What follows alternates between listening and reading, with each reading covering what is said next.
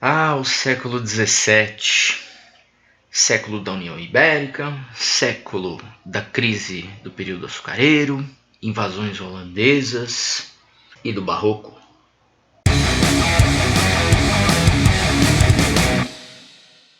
Fala pessoal, professor Roberto, estamos aqui hoje nesse formato diferente para falar sobre um assunto bem importante. Na verdade, a gente vai fazer uma pequena revisão a respeito do assunto barroco, que corresponde aos capítulos 7 e 8 ali da apostila de vocês. Eu trouxe um slide aqui para ilustrar o que a gente vai falar e basicamente hoje a gente vai se concentrar nas artes plásticas associadas ao barroco, tá certo? Mas algumas orientações com relação a essa forma de aula. Primeira coisa, assista a aula como se estivesse na sala de aula, ou seja, anote tudo. Segundo, faça todas as atividades.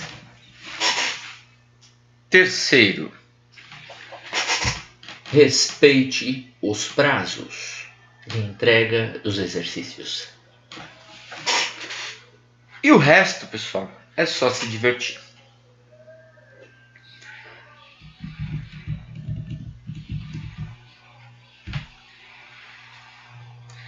Eu vou mostrar para vocês algumas imagens referentes aí à escola literária do Barroco.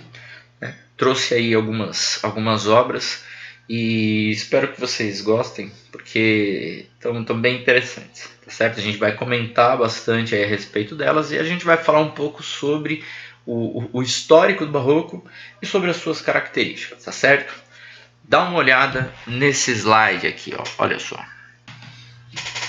Então, olha só, a proposta é a gente falar do Barroco, o conceito, obras específicas, e falar um pouco sobre o caso brasileiro, tá certo? Há dois autores aí da literatura que nos interessam, fora um artista plástico, o importante que é o Aleijadinho, tá? Mas o caso dele é um pouco diferente, tá bom? Bom, para começar, sobre o histórico, Quando a gente fala em Barroco, a gente está falando no século XVII, os anos de 1600, tá? E nos interessa em especial o contexto entre Brasil e Portugal. O que há de importante para falar? Primeiro, o Barroco é resultado do que aconteceu no final do século XVI, e dois eventos aqui nos interessam, a morte do rei Dom Sebastião, e a morte do poeta Camões. 1572 morre o rei de Portugal, e isso vai provocar em Portugal esse outro evento aqui, a União Ibérica. Portugal vai passar a ser governado pelo rei da Espanha, o rei Filipe. Vai rolar o que eles chamam lá em história de dinastia filipina, tá certo? No caso brasileiro, isso vai trazer um problema econômico sério, social, que é a crise do período açucareiro. O Portugal dependia do açúcar brasileiro.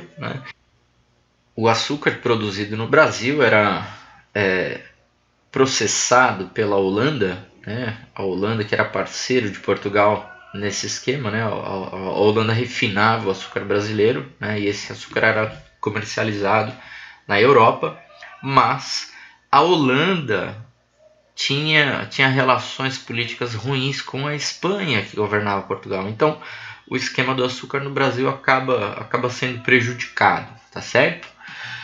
Mas a União Ibérica vai acabar em 1640 e nós teremos a restauração do trono português por meio de uma nova dinastia, a dinastia de Bragança, que é a dinastia que vai dar origem ali ao Dom Pedro I do Brasil, Dom Pedro II, Dom João VI, Dona Maria Louca, a Princesa Isabel, toda essa família aqui, tá? Até hoje nós temos aí uma família real brasileira, que pertence a essa família, tá certo? Vamos agora para as características do Barroco. Olha só, primeira coisa que nos interessa é lembrar que o Barroco corresponde a uma arte de contrastes, A gente costuma dizer que o Barroco é uma escola literária carregada de contradições, justamente, né, por uma questão histórica importante. O Barroco faz parte aí de uma época em que a gente tem isso aqui, ó, um conflito entre ideias, né? Um conflito entre o pensamento científico já estabelecido, né, desde o século XVI, pelo menos, né, e o pensamento religioso que consegue, em certa medida, se adequar a esse período. Tá? Então, por esse motivo, a gente vai perceber que o Barroco é carregado de contrastes. Tá? Segunda coisa, o Barroco ele é mais dramático. Né? Ele é mais dramático que a arte anterior. Né? A gente está falando da arte da época do Camões, a gente está falando da arte renascentista. No Barroco, a gente tem mais drama e mais expressividade. A gente vai perceber que, enquanto no Barroco a gente tem algo mais forte no sentido da expressão, o período anterior era mais neutro. Okay? Excesso de adornos, né? O Barroco é carregado de informação, né? É uma arte muito enfeitada, muito adornada. Tá? Se você não sabe o que é adorno, filho, ó, isso aqui é um livro chamado Dicionário, pode te ajudar. Ó, que legal, as palavras estão todas aqui em ordem alfabética, velho. É só procurar. De novo. Além disso, a gente poderia dizer que o Barroco é carregado de temas religiosos, né? Importante pro Barroco essa situação, certo? Agora, e na literatura? Né? Na literatura a gente tem marcas específicas também. Metáforas incomuns, então é muito comum, né, num texto literário barroco, né, o poeta em um poema lírico, né, o poeta dizer que a mulher não tem olhos azuis, ela tem safiras nos olhos, né, ela não tem um sorriso belo, ela tem pérolas na boca, né, para falar dos dentes, né, rubis na boca, né, porque o rubi é vermelho, essas coisas. Tá? Metáforas agudas também, né? O Barroco gosta de trabalhar com informações muito profundas, né? A gente está falando de metáforas que, para entender, a gente precisa fazer todo um raciocínio, tá certo? E finalmente aí, linguagem rebuscada, né? A gente está falando de vocabulário difícil, a gente está falando de construções mais sofisticadas que o comum, tá certo? Então, do ponto de vista aí das características, é isso. Então, a proposta agora é a gente ver algumas obras, né, e principalmente, né, observar diferenças importantes entre a arte que era praticada antes do Barroco e o Barroco. Eu estou falando da arte renascentista. Eu trouxe aqui três exemplos famosos. A primeira obra aqui, ó, é do pintor Rafael. Né? Ele é renascentista, é contemporâneo aí da Mona Lisa, do Leonardo da Vinci. Né? E essa aqui é o fragmento de uma obra de um autor chamado Tiziano. Né? Essa é a deusa Vênus e esse aqui é o Cupido. Agora eu queria que vocês observassem a expressão dos personagens. Olha só, nas três obras, olha só, os personagens não estão sorrindo, os personagens não estão chorando, eles estão em uma expressividade absolutamente neutra. Olha só, isso é uma marca bastante frequente no Renascimento. A ideia renascentista era buscar a beleza natural e eles achavam que a beleza natural tinha a ver com essa neutralidade. Tá? Isso aproximava o homem da natureza. Tá? Já no Barroco, a gente tem algo muito mais radical, digamos assim. Observe, por exemplo, o Barroco espanhol de Velázquez. Essa é uma obra famosa dele, Vênus olhando no espelho. Olha só que beleza.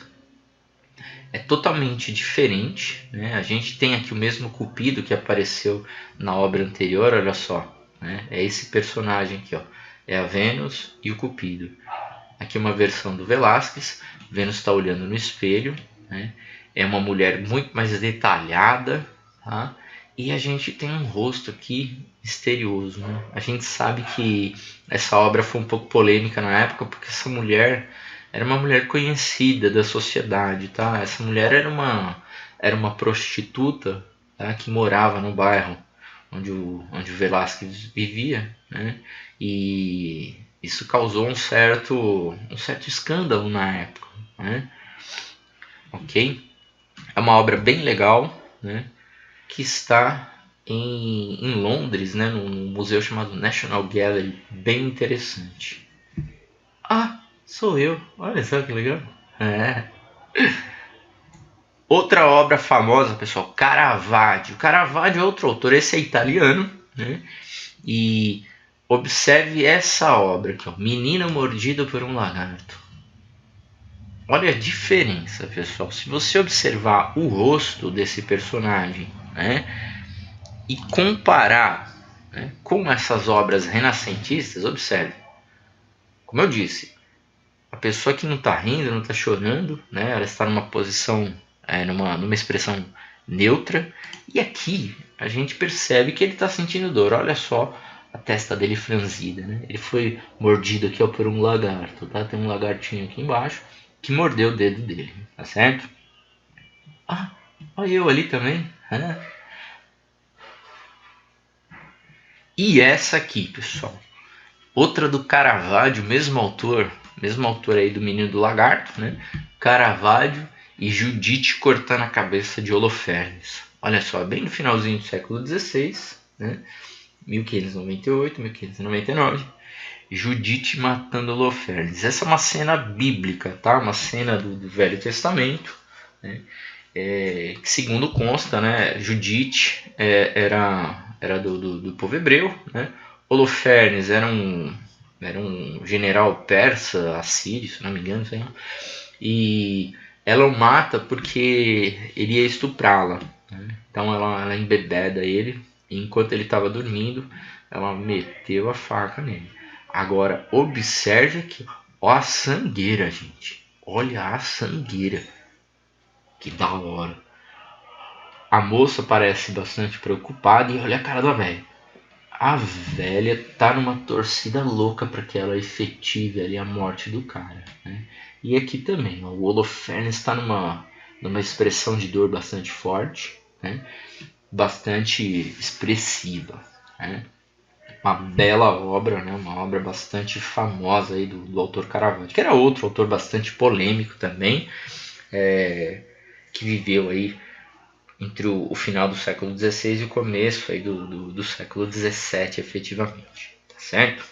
Então, dois autores aí bem importantes, aí o Velázquez, né, e Caravaggio. Na Holanda, Rembrandt. Rembrandt é o cara, né? E a obra mais famosa dele é essa aqui, ó, A Guarda da Noite. Uma obra bem grande, tá? Esse quadro é imenso, né? Fica numa sala em um museu de Amsterdã chamado Rijksmuseum. Nossa, olha eu ali também. Ah, moleque. Que da hora. Olha como é grande o quadro, né? Quadro bem bonito. E basicamente o que nós temos aqui é um grupo que compõe a Guarda de Amsterdã, né? No começo ali da primeira metade do século XVII, tá certo? Esse quadro também pode ser encontrado com o nome de Ronda Noturna. Tá?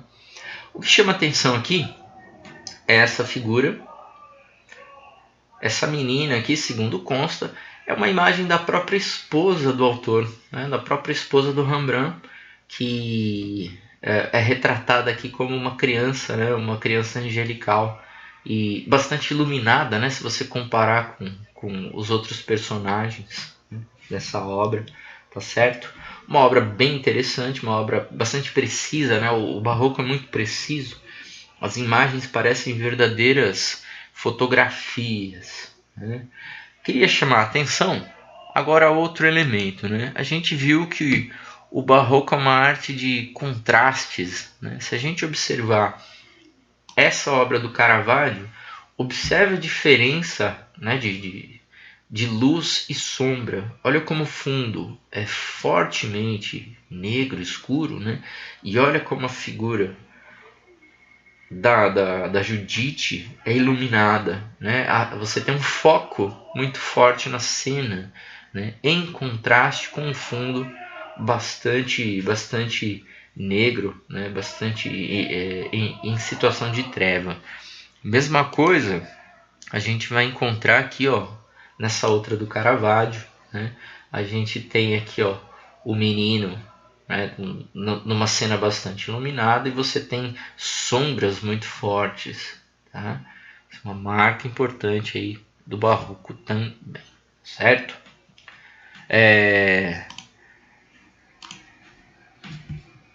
No Renascimento isso não é tão comum, se a gente observar essas duas peças iniciais aqui, né?